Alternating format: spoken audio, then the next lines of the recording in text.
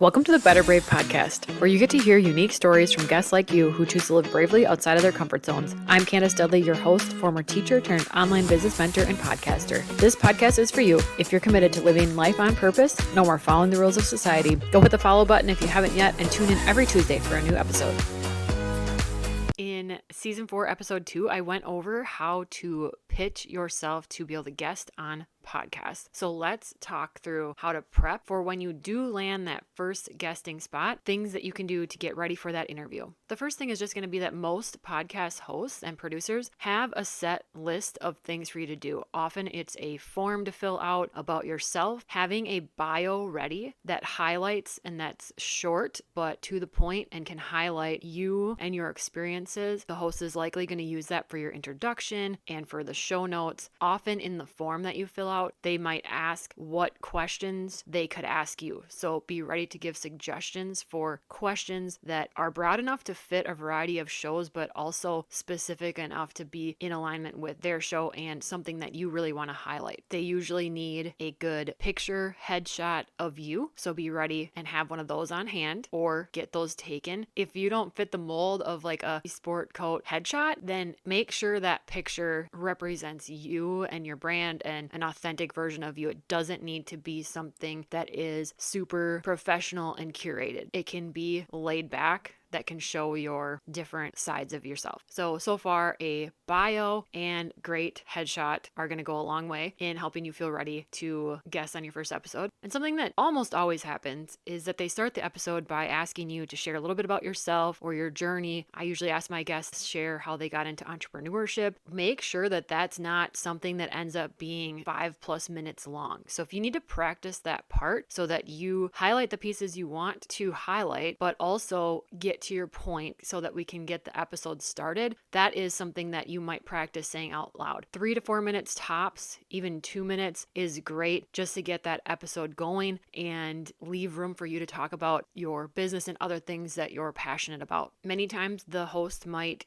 give you, with that form and things that you use to sign up, a list of possible questions. You can write out answers to them if you want, but I definitely recommend if you do that, try not to read from them. Practice them if you need to. Say them out loud at home alone in front of the mirror in the car while you're driving, but do your best not to read off of them because it sounds so much more organic and authentic when the podcast can really be very conversational. One question that you can ask the host is, when is your episode going to be aired, or approximately when? Because usually at the end of the episode, hopefully the host will ask you about what you have coming up in your business or something that you want to share that the audience can look out for. And if they are sometimes working way ahead, you might not have your episode airing for 2 months. If you share something that you have coming up in February and the episode doesn't air until March, that's not going to help you out or be as effective as it could be. So the thing you're sharing about or highlighting in your business, get really specific about it and either have it be something that is ongoing and the date doesn't matter, or find that date out so that you can get specific in sharing that. The other thing is, if they don't say this ahead of time, one thing you could ask before they hit record is if they edit the episode. That way you know if you need to just keep going in what you're saying, even if you fumble or something, or if you have the chance to say, wait, can I re-say that and cut that last part out? For me, I do editing, and so I do allow for people to say, hey, I want to re-say that. Can we start that question over? Or things like that.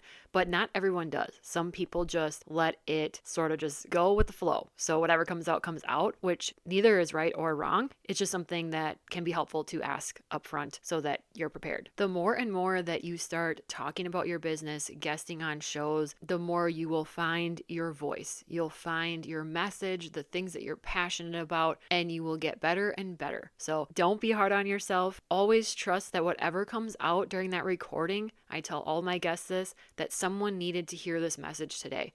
Keep that at the forefront and you're going to be just fine. Also, there is no harm in practicing. I am, probably close to 200 episodes in between my own podcast and guesting appearances. Know that nobody starts off being a good speaker. Everybody has to start from beginner level and go up from there. in everything that we do. So don't be too hard on yourself. You're going to do great. Someone needs to hear your message. And if you want to practice with someone, feel free to go ahead and book a call with me. I'll link that in the show notes. We can book a one-on-one call and we can really spend that whole hour prepping you, chatting through your answers, and really honing in on the message and things that you're about. Okay, get out there and go book those podcast guesting spots.